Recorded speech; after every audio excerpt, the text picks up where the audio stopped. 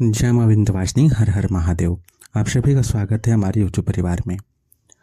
विशेष करके ग्रामीण क्षेत्रों में और जो पुराने रीति रिवाज को मानते हैं उन लोगों के द्वारा आप यह हमेशा कहते सुनेंगे कि दूसरे के घर के देवी देवताओं का प्रसाद नहीं खाना चाहिए और अपने घर के देवी देवताओं का प्रसाद भी दूसरों को नहीं देना चाहिए। विशेष करके ऐसे घर जिनके घर में कुल देवता पूजित हैं प्रमुख रूप से, उनके घर में तो यहाँ तक होती है कि घर की कन्याओं को भी देखना, स्पर्श करना तक वर्जित रहता है। जिनका केवल कुल देवताओं का वार्षिक पूजन होता है, उनके वार्षिक पूजन में घर की कन्याएं सम्मिलित नहीं होती हैं, बल्कि पुरुष लोग ही सम्मिलित रहते हैं। और जो बधुएं होती हैं, यानी कि जो विवाह करके आई हुई कन्याएं हो घर में, वो वहां पे सहयोग भले कर सकती हैं, लेकिन स्पर्श करने से कहीं कहीं मनाही होता है। तो इस प्रकार की जब चीज़ों को सुनते हैं, और यह भी आप कहते सुनते हैं कि अपने घर के जो देवी देवता पूजित हुए जो प्रसाद है वह किसी अन्य को देना ही नहीं है। विशेष करके तो कुल देवता वाले घरों में जो है कन्याओं को भी प्रसाद नहीं दिया जाता है। तो इस विषय को लेकर के आज जो है, जो इसके पीछे का कारण है, तंत्रोक्त कारण क्या है, कैसे होता है, क्यों मना किया जाता है, उस विषय को हम यहाँ पर अच्छे तरीके से समझेंगे।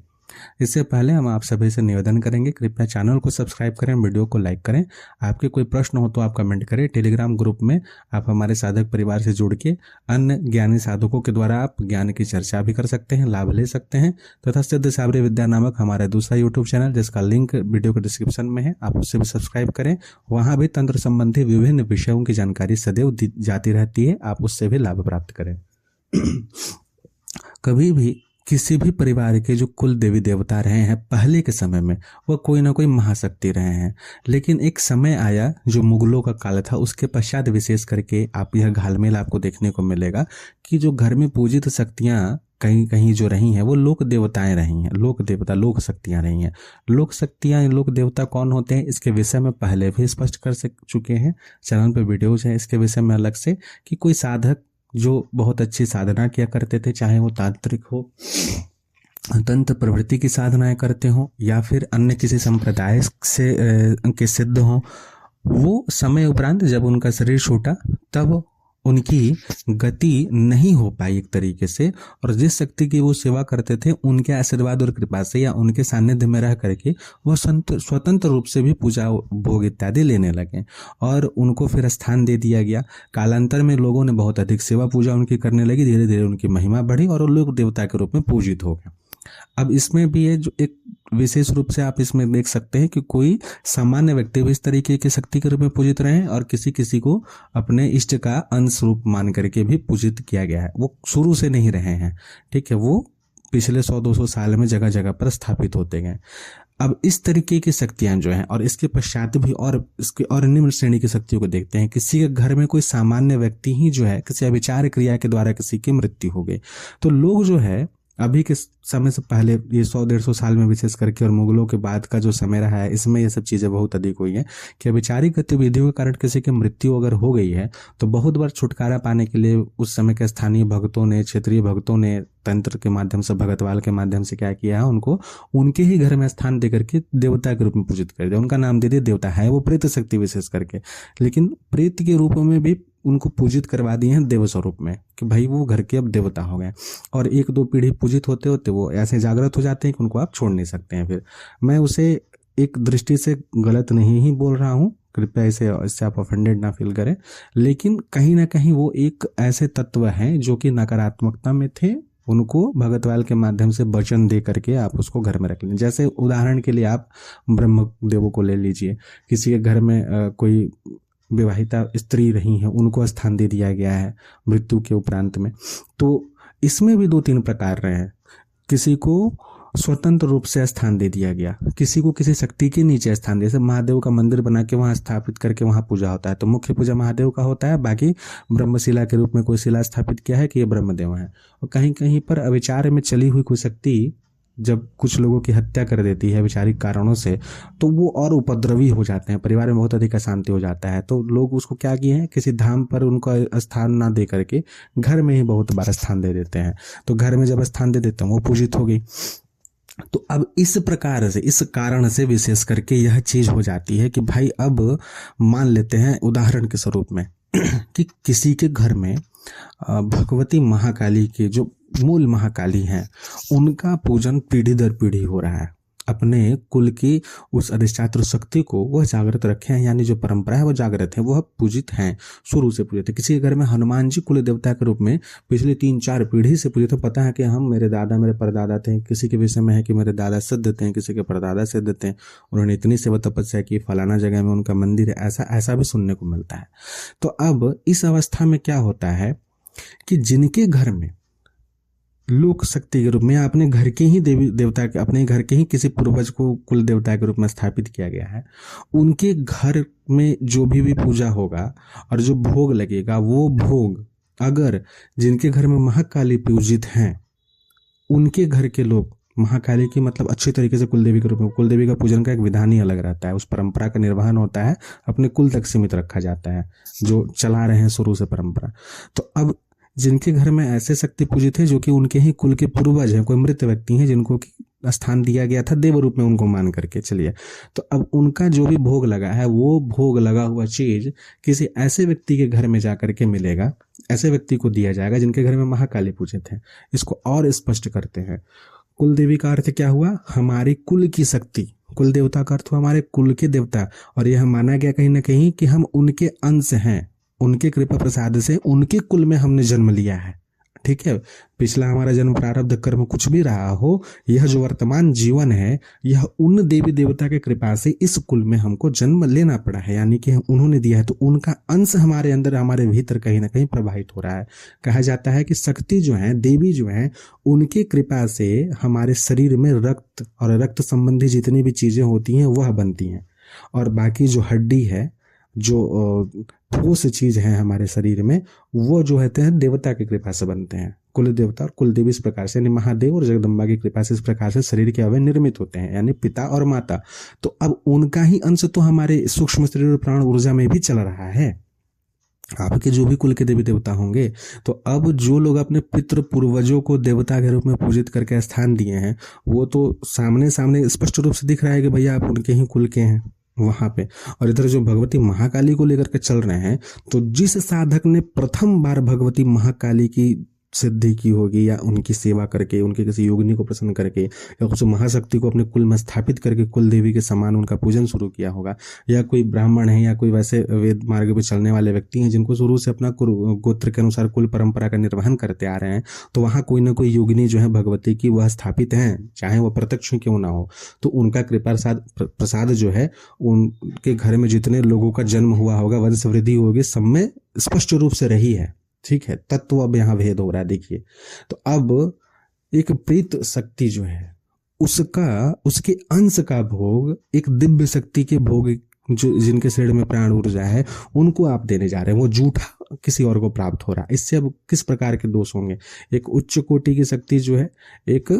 उपदेव कोटि की शक्ति का भोगों को ग्रहण कर रही है, स्वीकार कर रही है। श्रेष्ठता और एक यहाँ पर निम्नता जो है, यहाँ भेद होगा, यहाँ पे यह दोष लगेगा। इसे स्पष्ट रूप से जानिए, समझिए। अब यहाँ पे कुछ ज्ञानी लोग ज्ञान देंगे कि भैया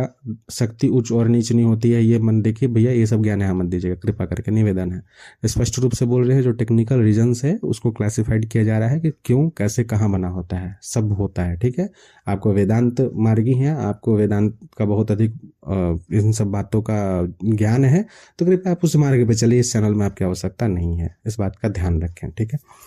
तो इसलिए जो है आपको मना किया जाता है। पहला चीज तो ये हुआ, इस चीज को समझिए। अब दो घर में सेम कुल देवी अगर हो पूजित, वो कब संभव है? जब आप एक ही परिवार से संबंधित हो, बाद में आप अलग अलग हो गए हो, तो भी भेद वहां हो जाता है। कैसे? कि अगर कोई जानकार व्यक्ति बना, कोई किसी प्रकार के तंत्र शक्ति इत्यादि को जागृत कर रहा है, तो जब कुल देवी की स्थापना अलग से करेगा, वो अपने परिवार से अलग होकर के, तो हो सकता है कि कोई नई शक्तियों का भी स्थापना साथ में कर दे। ठीक है, कुल देवी के साथ भोग पूजा किसी और का भी दिया जाता हो, तो भी वहां,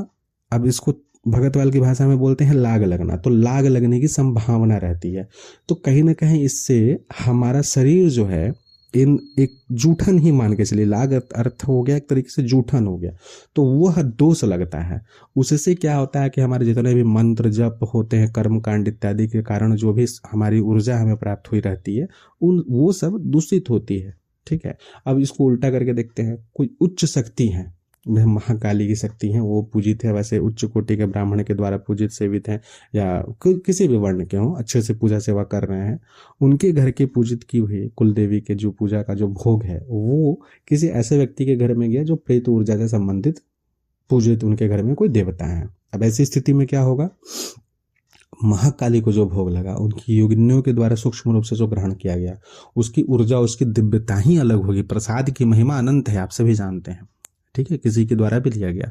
अब वह भोग किसी ऐसे व्यक्ति के घर में जा रहा है जो कि उप देवता कैटेगरी के किसी शक्ति का सेवा पूजा कर रहे हैं। जब वो उस भोग को ग्रहण करेंगे तो क्या होगा, इस ऊर्जा का जो स्तर है, जो महाकाली की ऊर्जा का स्तर है, विस्फोटक है, और वहां पर जो है जो शक्ति है वो एक उप देवता कैटेगरी में है, और कहीं ना कहीं महाकाली की ऊर्जा के कारण, उनके दिव्य अंश के कारण जो है वो शक्ति वहां पर बंधित होगी, कुंठित होगी, ठीक है, उसको कष्ट होगा। तो अब उनके घर के जो लोग जो भी पूजा पाठ इत्यादि करते होंगे, अगर वहां के भोगों को इस तरीके से, कुल यहाँ पर ध्यान दें, मैं बार बार बोल रहा हूँ कि कुल शक्ति से संबंधित, ठीक है, यहाँ बाहर का मंदिर इत्यादि का भोग प्रसाद नहीं हो रहा है। तो अगर शक्ति इस प्रकार की हुई, क्योंकि जिसके घर में प्रेत शक्ति संबंधी कोई पूर्वज शक्ति को कुल देवता के रूप में पूजित किया गया है, तो वहाँ यह बात भी आप स्पष्ट रूप से जान लीजिए, जरूरी नहीं है कि वो व्यक्ति जीवन में साधक ही रहा होगा जो वहाँ पे प्रेत रूप में पूजित हो गया है। दुष्ट लोग भी होते हैं, ये भगतवाल के लोग जो हैं जो पूजवा देते हैं घर में कुल देवता के रूप में, पीढ़ी दर पीढ़ी पूजा हो रहा है, तो उनको उनकी भरी ऊर्जा बढ़ रही है, लेकिन कहीं ना कहीं उनको जब इस प्रकार की शक्ति का भोग वहां जाएगा ना, तो उनको कष्ट होगा, ठीक है। जीवन में तो कभी शरीर रहते तो पूजा पाठ किए नहीं, अब देवता बन करके, राक्षस बन करके ही बोलिए, राक्षस देव बन करके वहां पे भोग ले रहे हैं, तो उनको कष्ट वहां पे होने लगेगा, ठीक है। चीज उस तरीके से नहीं होगी। कब कष्ट नहीं होगा, अगर इस प्रकार के कुल शक्ति का भोग अगर ले भी रहे हैं तो कब कष्ट उनको नहीं होगा, अगर वो शरीर रहते हुए पूजा पाठ किया करते थे, नाम जप किया करते थे, या फिर शरीर छूटने के बाद जब उनको वहां स्थान दिया गया है तो स्वतंत्र रूप से ना दे करके किसी शक्तिपीठ के महाशक्ति के नीचे या फिर भगवान महादेव के नीचे दिया गया है, और बोला गया है कि भैया इनका पूजा तो होगा, इनका भोग तो लगेगा, लेकिन साथ में आपके महादेव का मंत्रों का रोज जप करना है, उनका नित्य अभिषेक करना है, वहां पे शालिग्राम इत्यादि की स्थापना हुई है, शुभ शक्तियों का, शुभ ऊर्जाओं का वहां निर्माण हुआ है, इस प्रकार से शुद्धता और सात्विकता से उनको रखा जाता है, तब वहां पे कष्ट उस प्रकार से नहीं होगा। थोड़ा बहुत वहां लाग लग सकता है, बंधित हो सकते हैं, कष्ट हो सकता है, लेकिन फिर भी इस चीज को जानिए। और बहुत बार क्या होता है ना कि स्थिति इतनी गंभीर हो जाती है इस प्रकार की क्रियाओं के कारण से, हालांकि हम जानबूझ करके किया गया नहीं बोल रहे, हम बोल रहे हैं अनजान में ही, जानबूझ करके कोई करे तब तो बात ही अलग है, तब तो वहां पे लक्ष्य भेद करके विचार का प्रयोग किया जा रहा है, सीधा सा बात है। लेकिन नहीं, हम बोल रहे हैं अनजाने में जब इस प्रकार की चीजें हो जाती हैं दोष लगता है। तो इससे क्या है कि घर के चाहे जो भी देवता हों, भले ही वो पितृ पूर्वज ही जो कुल देवता के रूप में पूजित हो गए हैं, वो भी स्वप्न में आपको बोलेंगे कि देखो बेटा इस प्रकार का दोष लग गया, इस प्रकार से आप क्षमा याचना कर लो, आप मंदिर में जाकर भोग लगा दो, क्योंकि इससे मुझे कष्ट हो रहा है या आप लोगों को ये कष्ट होगा, वो बता देते हैं, ठीक है। तो इस तरीके से यह सारी चीजें होती हैं, इस कारण से मना किया जाता है कभी भी एक दूसरे के घर के। अब आता है कि कन्याओं को क्यों मना किया गया, विशेष करके कुल देवता के रूप में जो कन्या पूजित है वहां पर मना किया जाता है। तो एक तो क्षेत्रीय परंपरा ये चला आया, दूसरा चीज है कन्याओं को कभी भी कहा गया है यहाँ पर कि कन्या जो है विवाह के उपरांत किसी और घर में जाने वाली हैं, पहली बात ये। दूसरी चीज है यहाँ पर कि पिता के घर में जब उनका पालन पोषण इत्यादि होगा तो पिता का यह कर्तव्य क्या होता है। अब शास्त्र परंपरा में आप जाइएगा तो शास्त्रीय दृष्टि से, चूंकि ये चीज पुराने समय में थी, इसको थोड़ा सा यहाँ पर क्षेत्रीय लोग लेकर के चले हैं। कहा जाता था पहले के समय में 11-12 वर्ष की आयु में कन्यादान कर दिया, विवाह कर दिया जाता था, गौना होता था, यानी कि अपने ससुराल में जाती थी 5-7 साल के बाद। क्यों? तो उस समय के लोग ये माना करते थे कि अगर पिता के घर में रहती हुई कन्या अगर कुंवारी में रह गई, विवाह नहीं हुआ है और उनका रजस्वला अगर हो जाती है, उनका मासिक धर्म शुरू हो जाता है, कहा गया है कि मासिक धर्म जिसका भी आने लगे वो स्त्री का स्वरूप उनको माना गया है, और कन्या हत्या का दोष पिता को लगता है। अभी के समय में इस सब बातों को कोई मानते नहीं है। तो उस समय जो लोग इस बात को माना करते थे वो विवाह कर दिया करते थे। इसी चीज को यहाँ पर आप लोग रिलेट करके देख लीजिए स्पष्ट तरीके से। जब तक अग्नि देवों के समक्ष या संकल्प के माध्यम से वरुण देव का कलश स्थापित करके कन्या का दान नहीं हो जाता है, तब तक जिस परिवार में कन्यादान होगा, जिस परिवार की वृद्धि के लिए, इस संसार को चलाने के लिए भगवती का यह स्वरूप जब तक अग्निदेव के माध्यम से, पाणी ग्रहण संस्कार के माध्यम से किसी कुल को प्राप्त नहीं होता है, ये कन्यादान का बहुत बड़ा महत्व है। जब तक किसी को प्राप्त नहीं होगा उनके भीतर, उस कन्या के भीतर विराजित शक्ति की जो सीमा होती है वह असीमित होती है। इसके कारण ग्रहण दोष लगता है। क्या होता है कि जब कन्या कुल परंपरा से संबंधित भोगों को, ये परंपरागत जहाँ चले आ रहा है वहां के लिए बात है, नए पे कृपया आप लोग मेरे वीडियो को सुन करके यह उलझुल काम मत कर लीजिएगा, हम सिर्फ जानकारी के लिए बता रहे हैं, ठीक है। जहाँ होता है वहां पर स्पष्ट कर रहे हैं, लोग पूछते हैं क्यों होता है, तो वहां पर कहीं ना कहीं जब कन्या जो है कुल देवता के प्रसाद को भोग करती है तो कुल देवता के ऊपर ऋण चढ़ता है, यह माना जाता है ग्रहण दोष, क्योंकि वह ऊर्जा जो है भगवती की, वह जो ऊर्जा कन्या के रूप में विद्यमान है। ऐसे भी आप लोग पढ़े सुने हैं ना कि जब तक बच्चे का अंगूठा मुंह में जाता है तब तक उसको देव अंश माना गया है। काफी सारी चीजों का विस्तृत वर्णन है, पूरा कारण सहित, कभी हम भी अपने चैनल पे करेंगे, बताएंगे तंत्र से संबंधित चीजों का, क्यों कब क्या होता है, क्यों जो बच्चे उल्टा पैदा होते हैं उनका तांत्रिक महत्व अधिक होता है, तंत्र में उनको बहुत अधिक महत्व दिया गया है, सिद्धियां उनको जल्दी प्राप्त होती है। इसी प्रकार से यह भी एक चीज है, कुंवारी कन्या जो है उसका कितना महत्व है तंत्र के क्षेत्र में। हालांकि आप लोगों को कुछ ना कुछ ज्ञान होगा फिर भी, तो यह दोष कहीं ना कहीं चढ़ता है, ग्रहण दोष जिसको कहा जाता है, ऋण दोष जिसको कहा जाता है। और वो परिवार इस चीज को बहुत अधिक मानते हैं कि नहीं, कन्या चूंकि अभी किसी दूसरे गोत्र को दान नहीं किया गया है, दूसरे के घर में इनका विवाह अभी नहीं हुआ, जिस कुल के लिए जन्म ली है, जिस कुल की वृद्धि के लिए इनको भगवान ने, भगवती ने जन्म दिया है, वहां ये नहीं गई है, तो हम जो है अभी अपने घर में इनको वह भोग दे करके, देवता का भोग दे करके इनको इस चीज से स्वयं के देवी देवता को कुंठित नहीं कर सकते, दूसरे दोष नहीं दे सकते। तो इसलिए यहाँ पर आपको मना किया जाता है, कन्याओं को भी नहीं दिया जाता है। और कहीं कहीं स्पष्ट रूप से बोले, थोड़ा सा ऑफेंडेड लगेगा यहाँ, कि किसी किसी घर में कोई शक्ति थोड़ी अनियंत्रित होती है, विशेष करके वहां पर कोई ना कोई ऐसी शक्ति विचारिक रही होगी जो कि काम रूप से बहुत अधिक, मतलब अमर्यादित रही होगी अभिचार में जब चली है, और उनको इन लोगों ने गलती से या किसी भगतवाल के साधक के कहने सुनने पर घर में स्थान दे दिया, तो वहां पर यह दोष लगने की संभावना अधिक होती है। इसमें क्या होता है कि कन्याओं के ऊपर दोष लग जाता है, वो खेलने लगती हैं, तकलीफ होने लगता है। वहां पर जो है वधुओं को भी, घर की महिलाओं को भी जो